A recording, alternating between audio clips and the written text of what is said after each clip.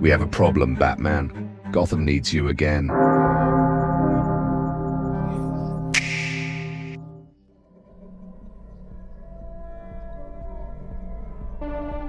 Frieza, galactic tyrant, emperor of annihilation, a being who treats extinction as entertainment and obedience as currency.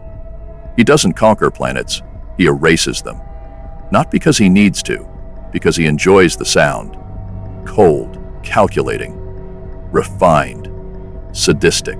His cruelty isn't emotional, it's structured, clean, elegant. He doesn't raise his voice, he doesn't scream in rage, he smiles as he destroys. And that smile is more terrifying than any roar of power. Frieza is what happens when absolute strength meets absolute ego. And the only thing more dangerous than what he is what he knows he is. He commands energy forces that rewrite the surface of planets with the flick of his finger. His speed exceeds most detection systems. His durability makes entire militaries irrelevant. But that's not the problem. The real threat is his intellect. His understanding of terror as a weapon. He doesn't just kill. He lets people understand what's coming. He lets them beg. And then, he makes an example out of them. Not to maintain power, to enjoy it. He's evolved beyond biology. He doesn't age, doesn't weaken, has trained his body into forms that conserve energy until needed, then release it with the force of a star. His golden form isn't just a transformation, it's a statement. A reminder to the universe that no matter how long he's been absent, he is still the ceiling of fear. He has returned from death, rebuilt his empire, and learned from his losses. He no longer underestimates. That's what makes him intolerable. Direct surveillance is suicide. I don't track Frieza. I track the silence that follows him, the lifeless systems, the drifting debris fields where planets used to be. I've seeded drones on his empire's supply lines, rigged to ping when gravitational mass disappears without seismic trigger. It means another world has vanished. That's when I know he's active. He doesn't hide, but he doesn't leave fingerprints either, just erasure. I've coded language decoys into galactic broadcast channels. Messages designed to look like rebel factions or rival empires, each baiting his pride. If I need him distracted, that's how I do it. Give him a new ego to crush. While he obsesses over dominance, I move on the edges. I will not fight him physically.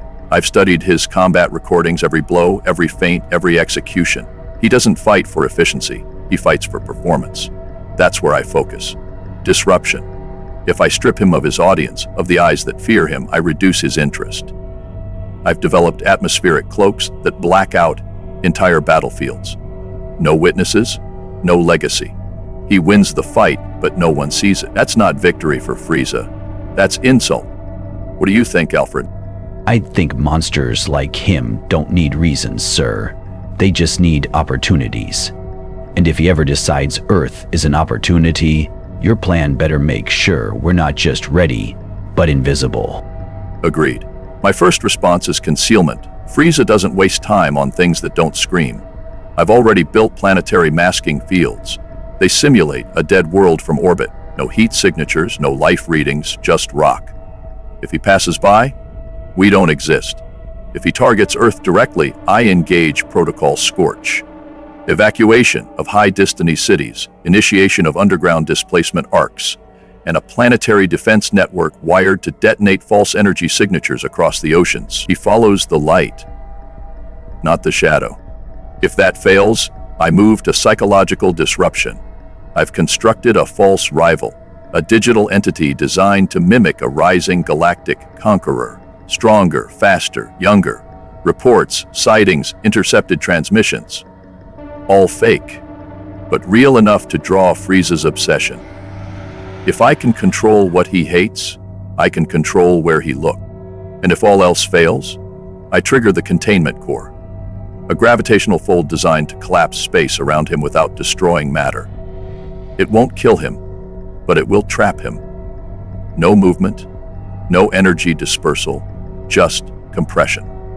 I'll seal it with energy frequencies harvested from Namek, Saiyan signatures and Xeno-level key disruption, all buried in a core that only I can detonate.